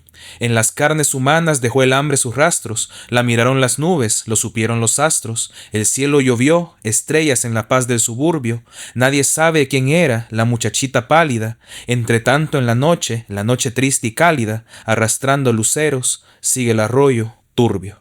Un soneto de Terrible. Don Alfredo Espino. Terrible. Terrible, Pasional, terrible. yo diría uno. Y te das cuenta, o sea, que lo que, por ejemplo, obviamente por cuestiones de adaptación de la edad, nos dejaban ver un rancho y un lucero y dos alas. ¿Quién El era? nido. El nido. El que no recite el nido de memoria no es Fue salvadoreño. niño, no fue niño salvadoreño. Fue salvadoreño, ajá. Sí, Ey, no me a miren. la par de la oración a la bandera, Sí. el nido. Así de ese nivel. Así es. De ese nivel. Bueno, y también, fíjense que una cosa bien misteriosa que pudimos, digamos, que analizar un poco en estos episodios, porque hicimos dos episodios, uno sobre Alfredo Espino y el otro sobre Miguel Ángel Espino. Y es que Alfredo Espino, pues, muere en 1928 en situaciones muy particulares. Algunos dicen suicidio, otros dicen otras historias y por ahí anda. Pero es hasta 1936 que aparece, me parece, la primera publicación póstuma por parte de la familia. Pero es hasta 1948 aproximadamente que la Asamblea Nacional Súper hace el real. primer tiraje, casualmente cuando Miguel Ángel Espino era el segundo al mando del presidente en turno, casualmente. Son de esas pequeñas historias que quedan Podría así. ser peor, veníamos saliendo Claro. de la huelga del 44, ahí nos dicen Claro. necesitamos cosas bonitas, ¿no? Que distraigan y que nos lleven, Y que nos lleven a la creación de esta identidad y qué bonito Ujú, arraigarnos a un país así de bucólico, pajaritos y son- todo. ajá, Claro. sí. O sea, está mejor que fuera su primo, ¿no? El que dijera ahí, chalme ahí un cable, como dicen, y imprimime Tira al paro, primito por ahí. favor, ¿verdad? va, sí, tira paro. Sí, sí. Muy bien, de ahí vamos con Claudia Lars. La gran señora. 20 de diciembre de 1899 al 22 de julio de 1974. Sí. También es un bypass para que... No, ahí sí. Eso, quien no haya leído algo de Claudia Lars, ¿verdad? Sí, no es que se pierda de la idea de que sabe leer y todo, sino que se pierde de ese acontecer humano en ella. Sí. Que como dice Moss, ¿verdad? Que claro, es una poeta, ella sí, pues, un tanto longeva, vamos a decir, ¿verdad? Y que puede y que se atreve, porque además cuando uno analiza la vida de Claudia Lars, es un atrevimiento tremendo, ¿verdad? Una poeta que necesita su espacio, su libertad y toma decisiones en contra. O sea, son esos otros suicidios sociales, ¿verdad? De Claro. alguna forma, ¿verdad? Usar un seudónimo, por ejemplo, ya hay una primera rebelión, ¿verdad? Viajar, casarse y no casarse. Ujú. Todas esas rebeliones que existen en Claudia Lars son tremendas. Y su poesía también lo hace, ¿verdad? Y ella transita desde lo más canónico que podríamos decir de las estructuras poéticas, ¿verdad? Hasta, por ejemplo, Nuestro Pulsante Mundo, que es un poemario donde ella ya rompe consigo misma, ¿verdad? O sea, con su manera de decir y observar. Y ya estamos viendo, acordémonos que el siglo pasado, ¿verdad? Bueno, en los 70, claro, que mira cómo el hombre llega a la luna, ¿verdad? Ujú. Y entonces eso es lo que la trastoca. Es deslumbrante. Ujú. O sea, Entonces, fácilmente pensarías que es algún autor de principios de los 90 o finales de los 90. sí. Y también con las influencias de toda la vanguardia. Ajá, que tomó de la vanguardia. O sea, lo ves y Que decís. todavía teníamos también todas esas conversaciones, como dice Moss, ¿verdad? A través de publicaciones y todo esto, que teníamos revistas, que estaba La Pájara Pinta, que estaba Cultura, que por cierto ella también dirigió, ¿verdad? Sí. Que también estuvo en la DPI, tomó decisiones editoriales muy importantes, ¿verdad?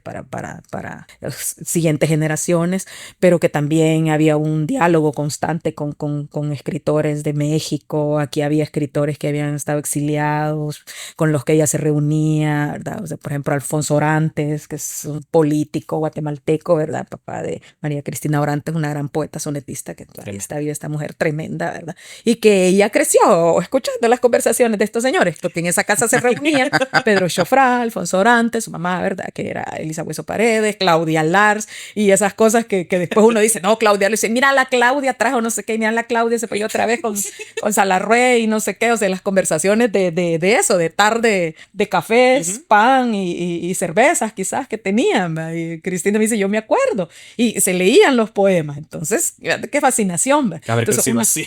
además, la hondureña que andaba por acá, ¿verdad? Porque Elisa Hueso Paredes la dibuja, ¿verdad? Esta mujer que está en Pobrecito Poeta, que era yo, ¿verdad? Que es la que propiciaba todo esto fiestonones, ¿verdad? Que fue la esposa de Mejía Vides, o sea, imagínate toda esa gente, ¿verdad? Siendo cosimedia, con el umbral, con la preguerra ya, ¿verdad? Ahí latiendo, ¿verdad?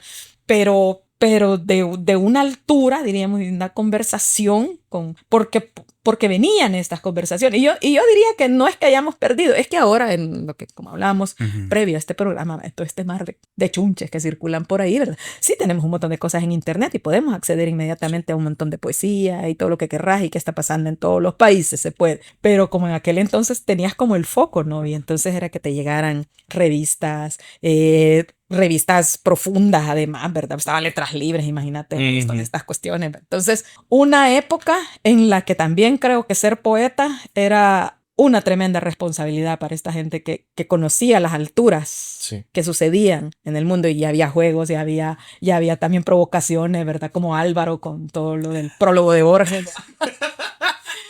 Pero sí, uno mira hacia atrás esa vida de esos poetas y uno dice, qué cosa más deslumbrante. Y al mismo tiempo, toda esta otra dureza, ¿no? Lo que podías tener de la preguerra, de la persecución de ya ponerte el mote de que si sos escritor, que si sos pensador, serás rojillo, estarás pensando en otras cosas, sos un paria, ¿verdad? Estás en contra del gobierno, etcétera, etcétera. Todo eso también circulaba. Sí, definitivamente. Y bueno, también es que nosotros lo vemos desde la historia, lo vemos desde el pasado como una lectura plana de tal vez, y ahí le añadimos nosotros esa misticidad, ese espacio mágico en el que se reunían y que muy probablemente tal vez, no sé, puede ser. Era así como así, hey, ¿qué onda? ¿Qué tal? ¿Qué andas ahí? Ah, viejito, aquí ando mi poemita, lo quiero escuchar, lo acabo de hacer. Estaba en era el momento en el que, no, mira, este es el primer poema y aquel libro que ahora es un icono para nosotros. Ajá, pues. sí, correcto. Oíste esto, perro. Ajá, sí. Exacto. Las manos de mi madre. Durísimo. Pero bueno, vamos a pasar a la siguiente generación, la generación comprometida. Bueno, ¿qué generación? O sea, pero la que... Sí, claro, no son de la misma generación, Gavidia, ni Claudia Lars, pero, bueno, es conocida como la generación del silencio, digamos. Pero en literatura, digamos que se podría decir que es como lo clásico.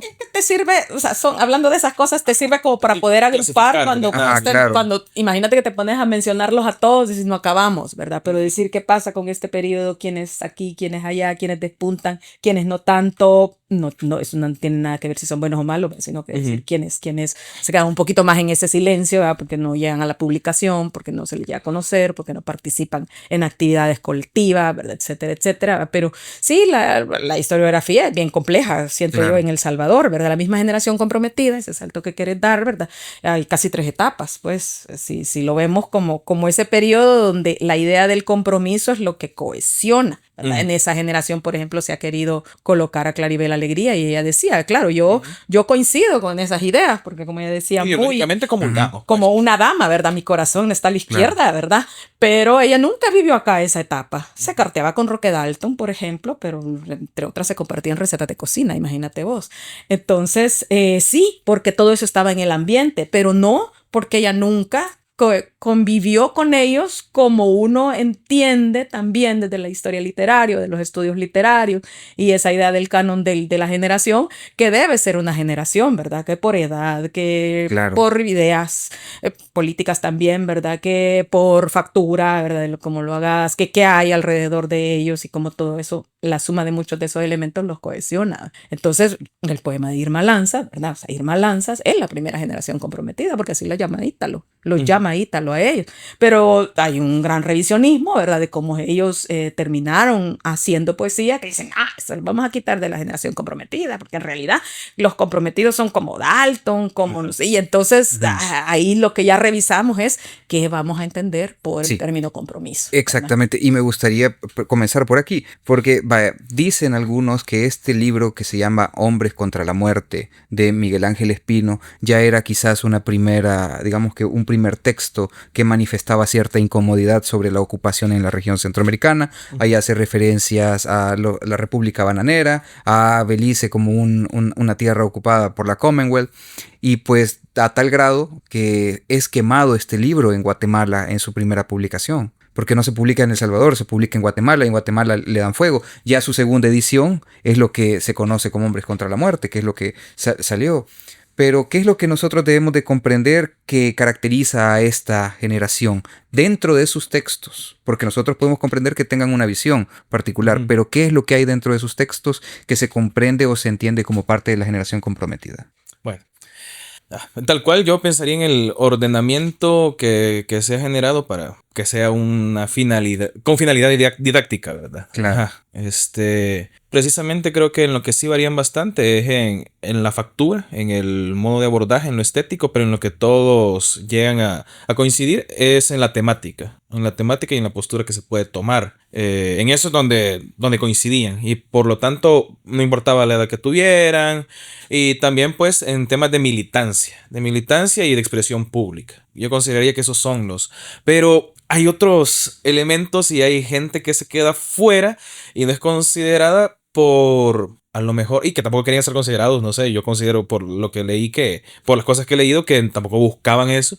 Pero bueno, Roberto Armijo, tanta crítica que se llegó a esgrimir alrededor de Armijo, ¿no? Por no estar, por no decir abiertamente X cosa, pero vos lees ciertos poemas de Armijo y son, o sea, ni siquiera tenés que rebuscar demasiado, son claros vergazos. Son declaraciones durísimas que se aplican sin ningún problema al contexto, y que desde ahí hay denuncia, ¿verdad? Y otro que podría estar en estos márgenes, diría vos, Osvaldo, esos alrededores, y antes Osvaldo Escobar Velado. O sea, la poética de Velado, sonetos, pero que son así pedradas, Sí, y donde se dice con nombre y apellido las cosas.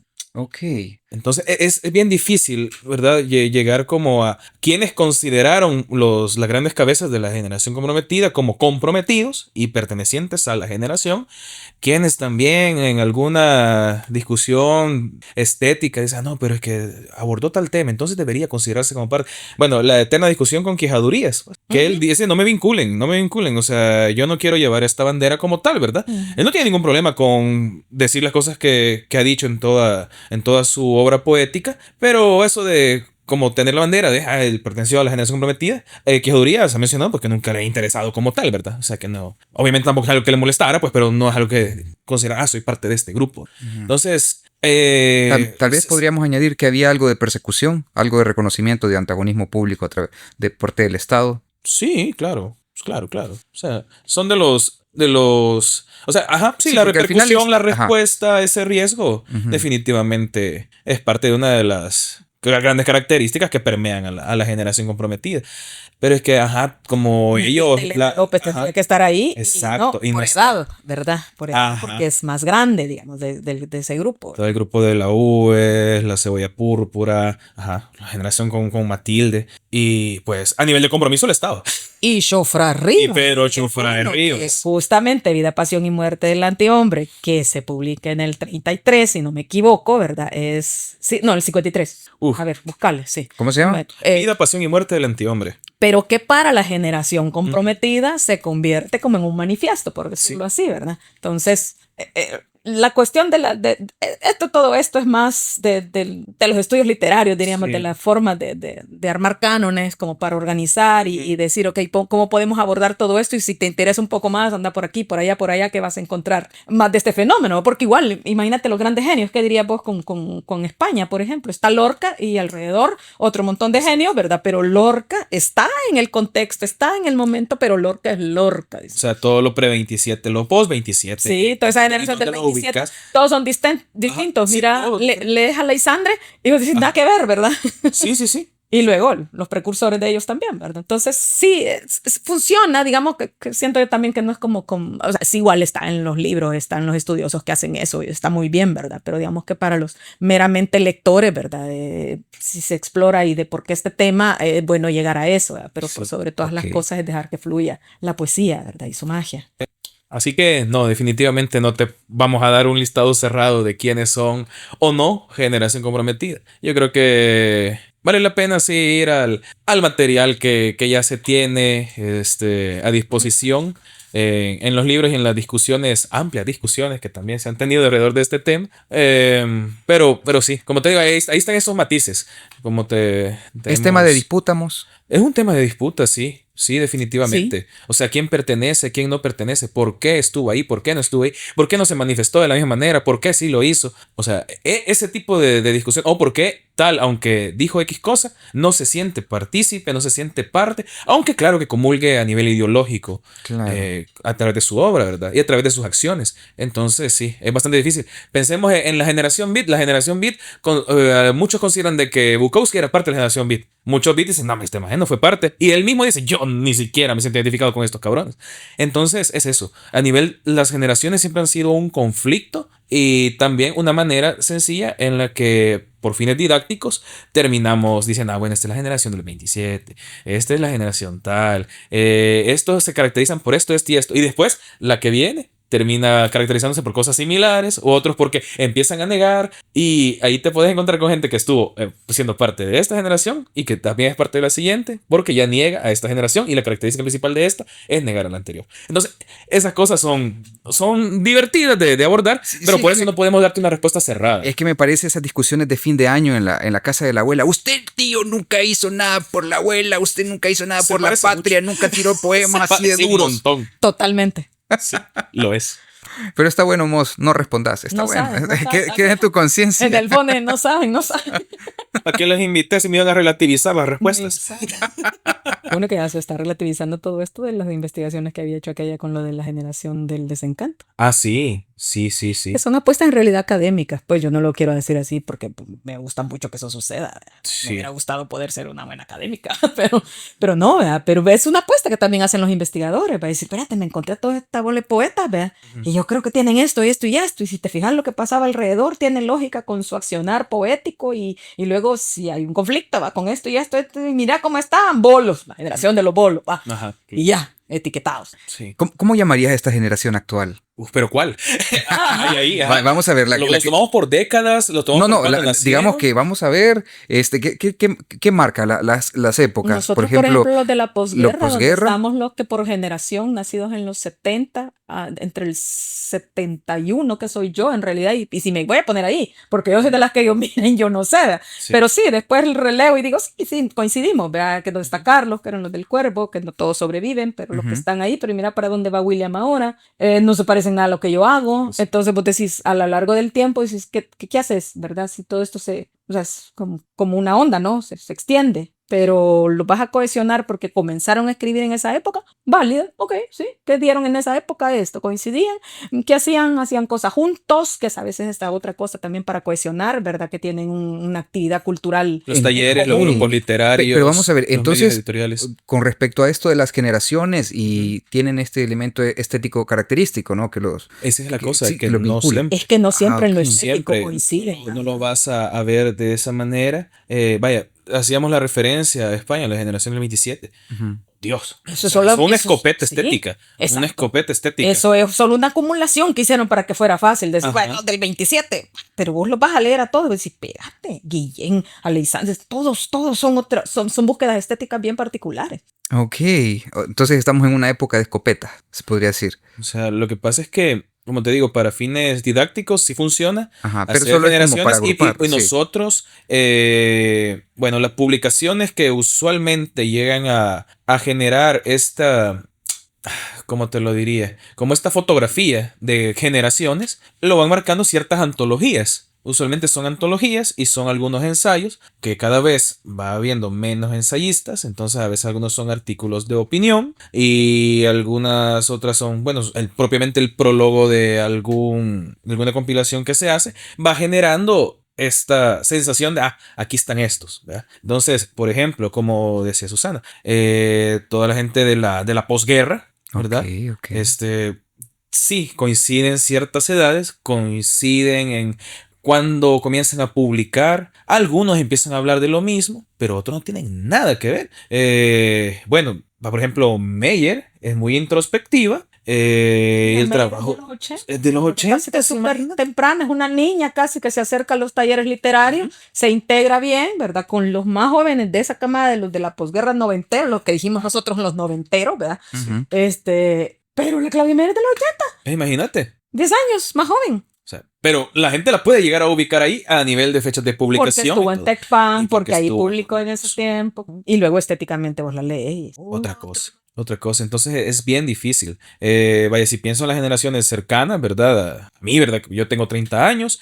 La generación previa, ¿verdad? La de los nacidos en los 80, yo ya los voy viendo por cuándo nacieron. Y a mí me funciona catalogarlos desde allí, ordenarlos desde allí, porque yo creo que después de la guerra todo ha sido muy disperso, muy disperso. O sea, no hay una unificación estética, ni una unificación temática, ni ideológica, mucho menos. O sea, que realmente jamás la hubo. Jamás la hubo. Hubo un momento en el que había más de cierta parte, pero bueno, o sea, hay gente que queda como que sin generación porque escribían de otra cosa. De otra cosa. De otra cosa. Va, Melitón Barba, fíjate, ese Melitón. gigante que es Sí. Melitón Barba. ¿Qué haces Sí. con Melitón Barba? ¿Dónde lo pones? Un señor que escribe después de sus 60 años. Ujú. Y nos da los mejores cuentos urbanos escritos nunca en este país. ¿Verdad? Sí. Y sí, ¿qué hago con Melitón Barba? Ideológicamente, ultra comprometido. Ujú. Porque era un señor que sí, o sea, sí, pero nunca fue militante así de andar en la panfletada, digamos, ni nada de eso. Y de pronto dice, voy a escribir. Y voy a escribir cuentos. Cuando Ajá. a onda era ser poeta. Entonces, que lo tiramos a la basura. Y así estuvo tirado a la basura. Hubo un buen tiempo donde lo otro era lo que hervía, ¿no? Y que de eso te llegaba todo el hervor, ¿verdad? Entonces, Melitón ahí. En los 90 sale Puta Vieja, ¿verdad? Y un libro que uno dice, espérate, ¿qué fue esto, verdad? ¿Qué pasó aquí? Cude totalmente. ¿A qué hora está este señor, verdad? Espérate, pero es un señor, pero entonces este andaba aquí allá. No, andaba curando, ¿verdad? Medicina holística, no sé qué, otro rollo. ¿verdad? Sí. Ujú. Y entonces, ¿qué? De la posguerra, entonces de los noventeros. Dice, no se puede, porque. Pero espérate, si es la ciudad, lo urbano, el tema de estos. Sí, pero no. Exacto. Ujú. Entonces sí te va a pasar con muchísimos escritores. Sí, es Muchísimo. bien difícil. Y como pararte una fotografía rápida, ¿verdad? Por ejemplo, Ok. los nacidos en los 80s. Juela, o sea, tenés el gran cuerpo referencial de lo tradicional con la poesía de métrica clásica de Alberto López Serrano. Después tenés todo el afán violento, disruptivo de Vladimir Amaya, que ha pasado por un montón de momentos en los que es más directo, en los que es más sardónico, en los Que que es más explora, lírico. es más lírico, de pronto se hace un libro completo de amor, de pronto hace un montón de cosas. Tenés a Elena Salamanca, también, por ejemplo, haciendo libros híbridos, ¿no? O sea, Oblivion, por ejemplo, es un gran híbrido y no se le parece nada a Peces en la Boca, o lo que hace con Lance Moder. Tenés a Roger Guzmán, o sea, tenés a Y todos los de la casa del escritor. toda la gente de la casa del escritor, tenés poesía conversacional muy sencilla con Mario Cetino, o sea, wow. Y entonces Bien variado completamente. Sí, sumamente variado, pero ok, nacen en esa década. Empiezan a publicar más o menos cercanos a algunos, otros hacen también cuentos, ¿verdad? Cuento y poesía. Entonces, la forma de clasificarlos es sumamente difícil. Entonces, al final, como por ordenar a la gente, yo creo que lo que varios hemos resuelto se ha sido como, bueno, los nacidos en los 80s, los nacidos en los 90s, y así se va a ir clasificando, al menos para trabajitos que tengo planificado sacar pronto, así he antologado a la gente. Pero no puedo hacer una definición como de generación a nivel estético temático y decir estos son los de la generación no sé qué. Ya no Es se puede muy hacer esa difícil. clasificación. Yo creo que Es que, ¿sabes qué pienso? Vaya, si vos me lo permitís, sí, dale, tal dale. vez es que desde la distancia en el tiempo, viendo hacia el pasado, ahí es donde es más fácil poder seleccionar obras como tal y acuñarlas en algún digamos que nicho, porque eso es lo que ha sucedido en el pasado. Ujú. Algunas veces, como ustedes lo dicen, por año, otras veces lo hacen por afinidad política, y bueno, tal vez más adelante lo que nosotros vayamos a ver son temáticas particulares Ujú. de estas generaciones, cosas comunes que pudieran haber existido, como tú lo decís en este dossier de Planeta Niños Extraños. Con los cuentos, sí. Sí. O imagínate el otro trabajo que hice de las Ram Sessions, que eran las selecciones que hice para Cametza. ella iba viendo un montón de poéticas sumamente difíciles de clasificar, donde también entraba las poéticas de los salvipoets, ¿no? Sí, sí, correcto. Que ellos interpretan a El Salvador desde otra manera y que desde su distancia, pero también esa búsqueda del diálogo con El Salvador, vos empezás a encontrar elementos que a lo mejor para nosotros ahora mismo ya no representan tanto. Pero para ellos sí, porque es lo que se llevaron, es lo que los papás todavía dejaron resonando, lo que sus abuelos dejaron resonando, ¿verdad? Y pues, si vamos a cuando nacieron, forman parte de la generación, ¿verdad? De nosotros. Entonces, sí es bien difícil. Yo no sé si la distancia nos va a dar esa posibilidad de clasificar, porque es que realmente, digamos que todos tenemos intereses muy diferentes y búsquedas muy distintas. Y tal cual, como lo estamos viendo ahorita pensando en esta gente de la generación comprometida. O sea, muchos de ellos también tuvieron sus búsquedas. Si viéramos a Ítalo y le tomás los primeros libros, ¿cómo calza en la generación comprometida? Ok, comprendo. Poemas tremendos de amor. Poemas tremendos de amor. O tal cual los libros netamente con ese enfoque indigenista de Chofré. ¿Dónde lo ubicas? Ok, y antes de continuar, porque estos temas los vamos a abordar un poquito más adelante, solo me gustaría que pudiéramos terminar este tema de la generación comprometida. Sí. Y pues ya entrever, dejamos que es como tal esto de la definición de por generación y todo esto, no como tal determinan que una estética particular, sino que es un momento histórico, circunstancias, personas y círculos literarios. Pero bueno, me gustaría preguntar esto sobre los aspectos de esta generación dentro de la obra de estos poetas, dentro de estos artistas, dentro de estos escritores. ¿Qué fue el elemento característico clave que le dio la validación internacional? Porque ahí trascendió Sí. fuera de las fronteras de El Salvador. La guerra. Teníamos después también todo este tema del conflicto, de qué pasaba, que creo que es una resonancia que viene lejos y que de alguna forma, ¿verdad? Tú estás, yo creo que como 3 décadas ahí que se terminan hilvanando para que estos poetas que están en El Salvador, en Centroamérica, en un territorio, ¿verdad? Que siempre ha sido conflictivo y conflictuado, ¿verdad?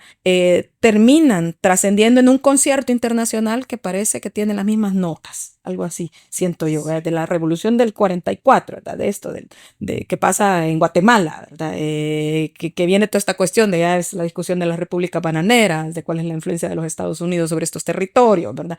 ¿Qué pasa con toda esta cuestión, ¿verdad? Toda la internacionalización que está pasando al otro lado del mundo. Entonces, que todos comencemos a hablar y a decir que vamos a luchar por nuestros derechos, que es como también esa gran bandera, ¿verdad? Es que decir, primero tenemos derechos, es que ya era un problema, es decir, yo tengo derechos, va a disculpar, ¿verdad? Entonces quiero que me los cumpla, ¿verdad? Entonces todo esto va a terminar siendo como una gran plataforma, ¿verdad? Que tiene eco en muchos lugares y que creo que los poetas que desarrollan su voz poética en función de estos temas también logran colocarse en ese concierto, ¿verdad?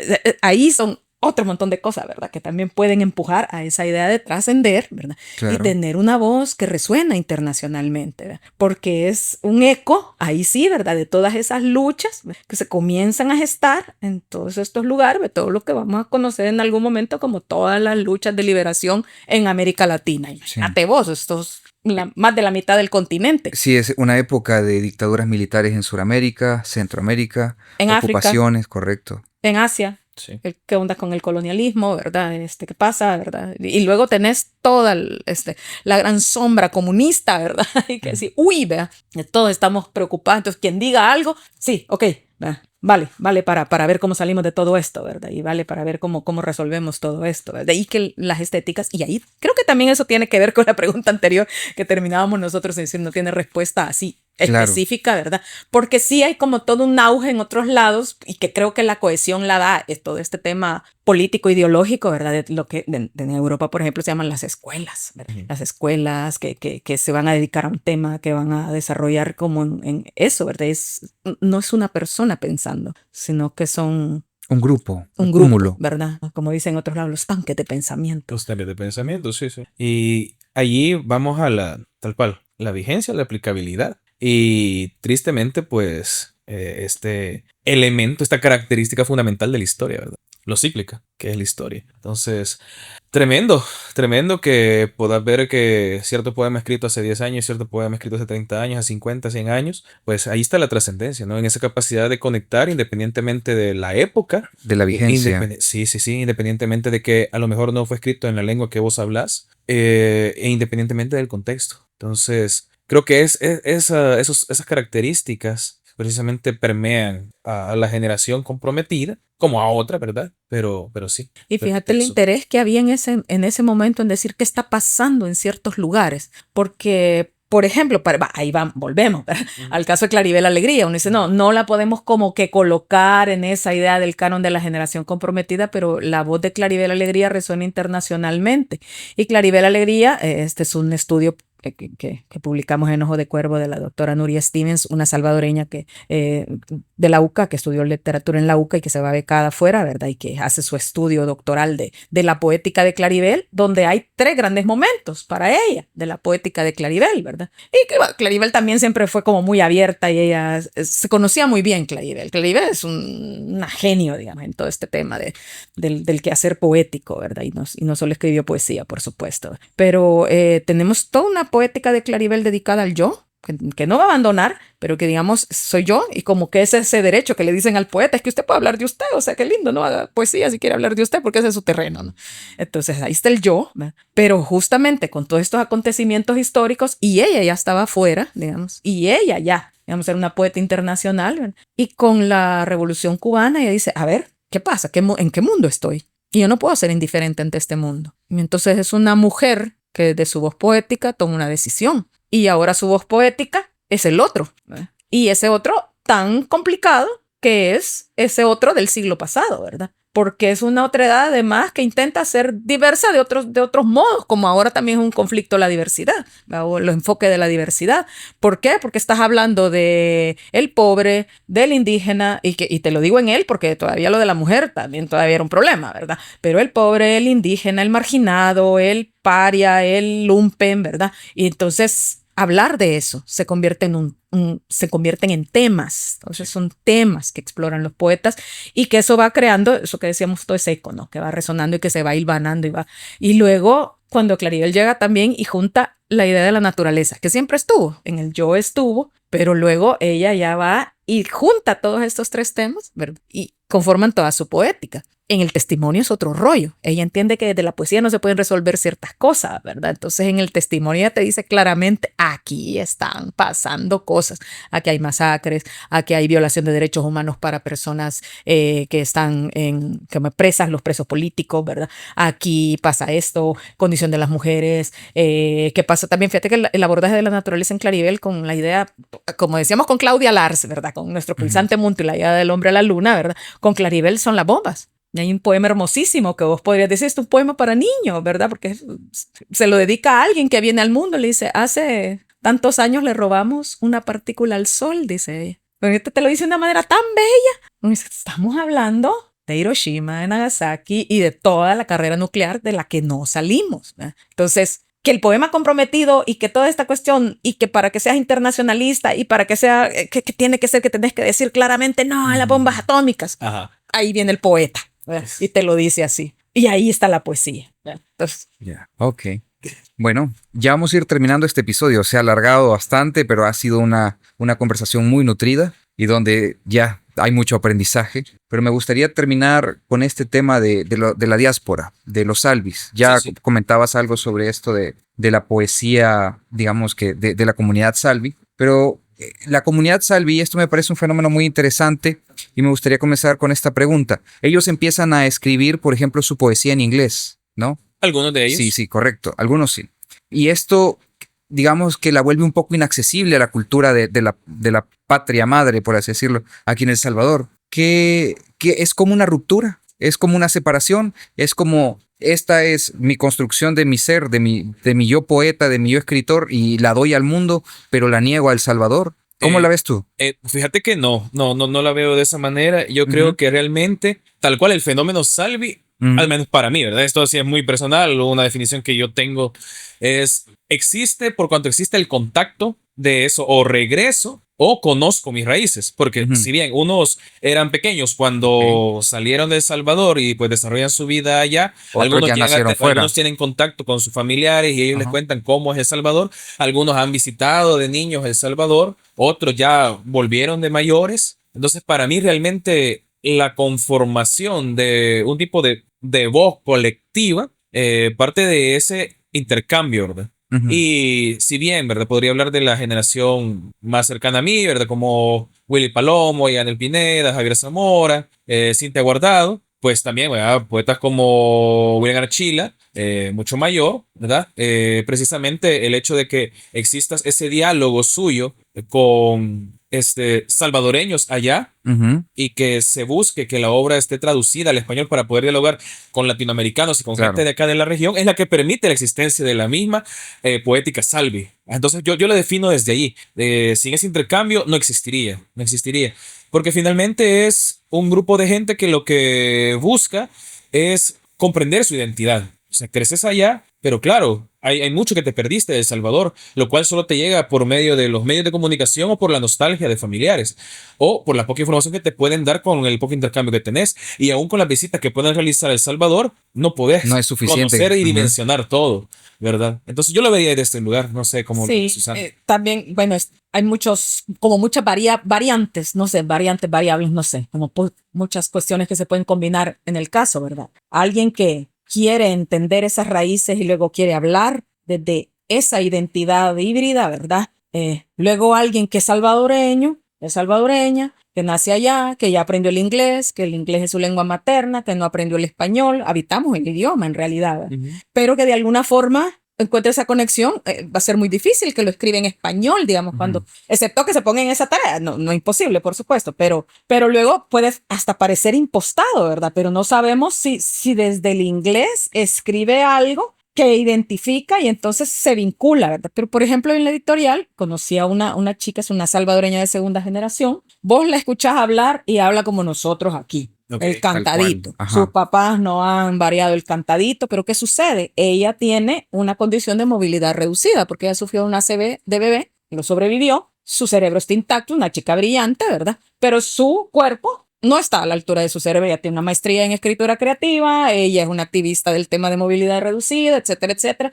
Ella, como estudió escritura creativa, hace un poemario que es parte de su tesis, ¿verdad? De su condición, ¿verdad? Y ella no habla de ser salvadoreña y ella habla de yo, y de hecho el poemario Sí. terminó nombrándose como Yo soy, yo vivo, porque su primer momento, ¿verdad? Y el corazón de ese libro es ¿quién soy yo en este cuerpo? Que es, de hecho, tu primer territorio, ¿verdad? El cuerpo. Entonces, desde ahí, pero vos la oís a ella, y ella, por ejemplo, ella lo reconoce, me dice, claro, como yo me he formado acá, no conozco, por ejemplo, todas tus preguntas que nos has hecho. Yo le voy a recomendar escuchar este podcast, donde lo decir, te he mencionado, ella es Cristina Cortés, ¿verdad? Salvadoreña de segunda generación, nacida en Nueva York, ahora vive en Boston, muy activa ella en el tema literario allá y también, como les digo, en el activismo del tema de movilidad reducida. Es una maestra, ¿verdad? Y todo, con estudios superiores bien hechos y todo, ¿verdad?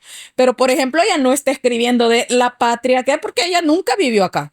Ya vino, tuvimos el chance de que pudiera venir, interactuó con gente del Ministerio de Educación, tuvimos lecturas y todo, porque sí tiene el interés. Entonces ahí diría, pues, ¿y yo cómo hago con todos estos Alvis? ¿Verdad? Porque todos son variados. Y estamos hablando solo de los Alvis del departamento 15, ¿verdad? Que nosotros lo colocamos casi que en Los Ángeles, ¿verdad? O en East Boston, ¿verdad? Que es donde hay un montón, Sí. o en Maryland, ¿verdad? Sí, correcto. Pero ¿qué pasa con los del departamento 15 en Suecia, los del departamento 15 en Canadá? Que ahí nosotros Sí, son hemos características publicado particulares cada grupo. a Sí. dramaturgos, a Carlos Santos, por ejemplo, sí, ¿verdad? por supuesto. A Mario Tenorio, una persona que es un personaje en este país, pero que también ya es un personaje en Canadá. Entonces tenés tantas variantes a propósito de qué es ser Salvi Ujú. apellido, ¿verdad? Sí. Del lugar a donde están los de Australia. Imagínate la distancia que tenemos con ellos. Y la diáspora hacia Australia no es despreciable. Entonces, ¿cuánta gente allá a estar haciendo cosas de las que nos estamos perdiendo por muchas razones, ¿verdad? O sea, ahora Sí. pasa igual con todos. Para nosotros es una gran nostalgia ese hecho por esa herida tremenda de lo que hablábamos del momento anterior, ¿verdad? Porque es que mucha de esta gente se ha tenido que ir, ¿verdad? Y es que esa herida es la que sigue supurando ahí, ¿verdad?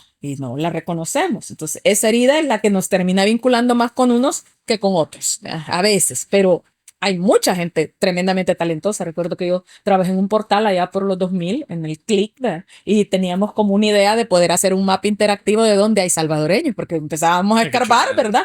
Y entonces te decían, no, si fulana de tal está de directora de la escuela de danza en Francia, en no sé qué pueblo, y uno dice, ¿cómo? ¿Verdad? Esto es lo que decíamos fuera del podcast, ¿verdad? O sea, que te vas a dedicar a un oficio y de repente sos directora te pagan seguro social, te vas a tener jubilación por esto, que aquí te dicen, vos que estás escribiendo ahí, mejor regalar el papel a los niños de la escuela que lo van a ocupar más, ¿verdad? Que estés escribiendo tus poemas, ¿verdad?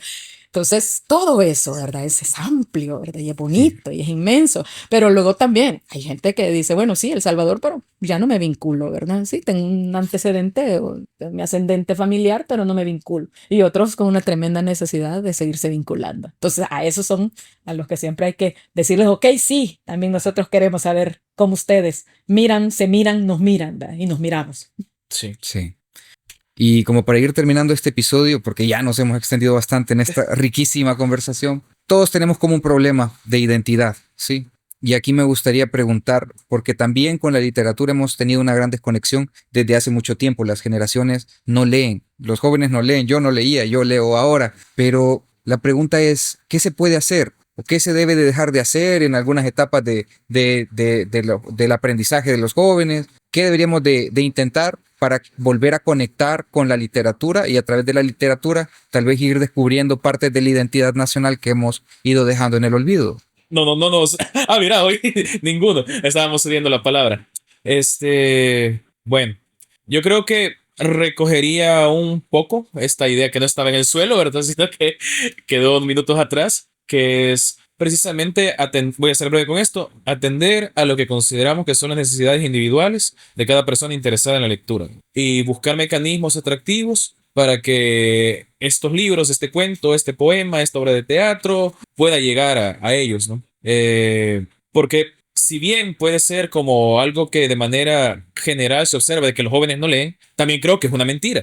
Okay. Sí, también creo que es una mentira. Y creo que sí lo hemos normalizado a nivel de repetirlo. Lo repetimos y decimos, pero si me pongo a pensar en los últimos años míos, hubo un momento en el que yo no estaba tocando libros, pero estaba leyendo un montón de literatura de otra gente de diferentes latitudes, las cuales no hubiera podido jamás conseguir un libro de ellos, pero sí tenía acceso a las revistas digitales, ¿verdad?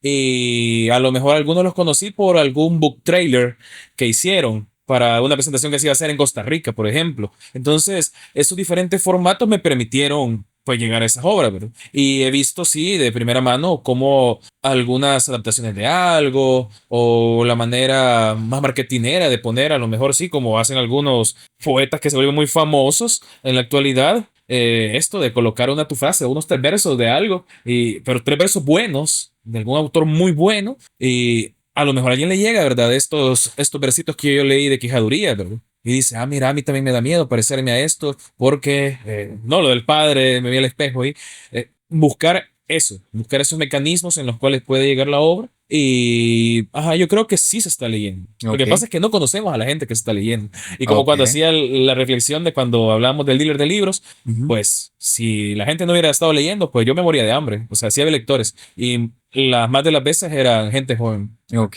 muy bien. Por mi lado eso. Susi, ¿qué me dice usted para terminar? Pues tal vez también, ¿verdad? Quitarse el cliché ese de no tenemos identidad o que la identidad salvadoreña no se parece. No, pues claro, la identidad es justamente esa diferencia, ¿verdad? Cuando uno dice qué diferencia hay entre estos y los otros, ¿verdad? Y quizás la nuestra sea estas preguntas, ¿verdad? Ajá. Tratar de pegar otras cosas a nosotros mismos, o quizás de pronto puede doler cuando si nos observamos decimos, es que no somos como que tienen tal cosa, ¿verdad? Y si nos ponemos a indagar si tienen, uno diría es que en El Salvador no hay poetas, por decir algo, ¿verdad? Y dice, pues demasiados, ¿verdad? Entonces, ¿qué tal si a una premisa negativa de la identidad tratamos de encontrarle hechos que la voten, ¿verdad? Como premisa negativa, ¿verdad? Pienso. Y luego creo que desde mi accionar, sí, ¿verdad? Yo hago libros, entonces mi gran objetivo es decir, aquí hay cosas que vale la pena leerlas, que nos pertenecen, que nos dan ese dato de identidad aquí y ahora. Yo me dedico mucho a lo contemporáneo también, ¿verdad? Y claro que en el fondo quisiera tener los recursos, ¿verdad?, para poder rescatar Ediciones Príncipe de muchos de los autores que hemos mencionado que ya no circulan. Sí. Y que ediciones que gracias a trabajos como el que hace el dealer de los libros, ¿verdad? Uno dice, por ahí alguien tiró un libro, ¿verdad? Y he rescatado un libro de Ítalo López Vallecillos, que si no se halla ya, de Pedro Chofra, de Irma Lanza. Yo publicaría la poesía de Álvaro Menéndez Leal. Claro. Que Ajá. nadie conoce la poesía, o sea, muy poca gente puede conocer la poesía de Menéndez. Entonces eso, ¿verdad? Creo que hay que insistir, ¿verdad? Para decir, aquí está, aquí hay algo, aquí estamos ofreciendo algo, acérquese, ¿verdad? Si lo acercamos en literatura, a las ferias de libro que se intentan hacer, las promociones que se intentan hacer, no es mejor un libro de un extranjero porque cueste $35, que a veces la gente no duda en pagarlo, ¿verdad? Que uno que se vende acá y que se procura tener a un precio justo, ¿verdad? Accesible, entre 5, 10, $15 y que la gente no lo quiere pagar porque es de un salvadoreño y ese saber quién es, ¿verdad? Entonces yo me voy a comprar del premio Nobel, nomás dijeron quién era, que no sabía quién era, ¿verdad? Pero como ya es premio Nobel, tengo que saber quién es. Con esa misma avidez deberíamos decir, salió un libro, voy a ir a verlo, aunque sea va a la librería a hojearlo, ¿verdad? No lo voy a comprar, quizás, y a lo mejor hojeándolo dice, ahí sí lo voy a comprar.